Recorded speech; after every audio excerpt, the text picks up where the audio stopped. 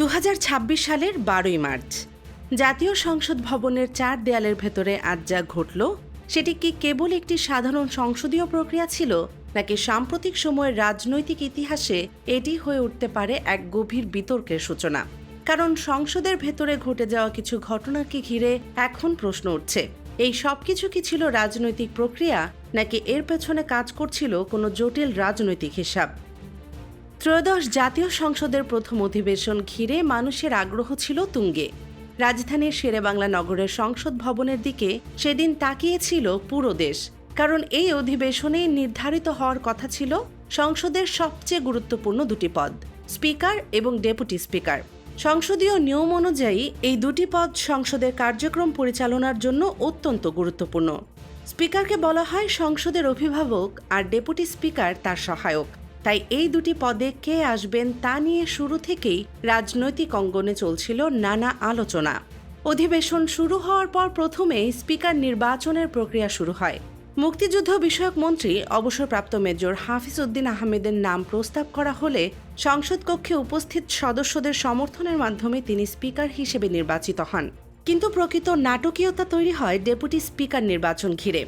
রাজনৈতিক অঙ্গনে আগে থেকে একটি আলোচনা ছড়িয়ে পড়েছিল বিরোধী দল থেকে একজন ডেপুটি স্পিকার করা হতে পারে। অনেকে এটিকে দেখছিলেন সংসদে একটি ভারসাম্যপূর্ণ পরিবেশ তৈরির উদ্যোগ হিসেবে, কিন্তু বাস্তবে দেখা গেল ভিন্ন চিত্র।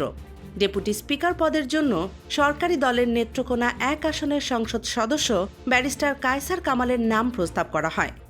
সংসদের ভোটে শেষ পর্যন্ত তাকেই ডেপুটি স্পিকার নির্বাচিত করা হয়।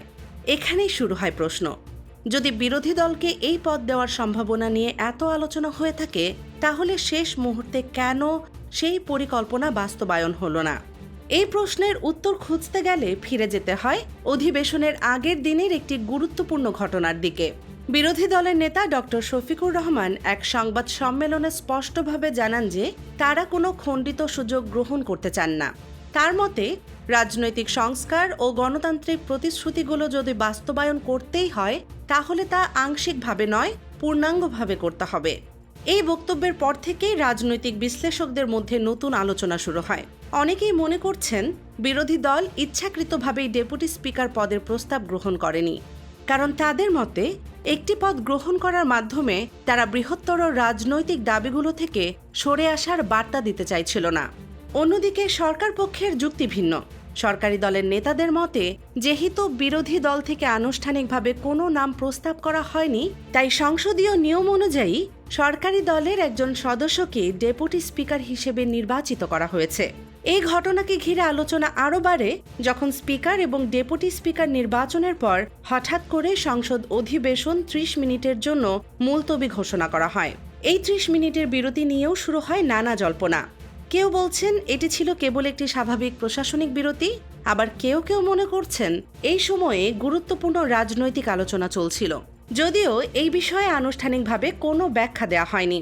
এরপর অধিবেশন আবার শুরু হলে রাষ্ট্রপতির ভাষণ শুরু হওয়ার কথা ছিল, কিন্তু তখনই আরেকটি গুরুত্বপূর্ণ ঘটনা ঘটে।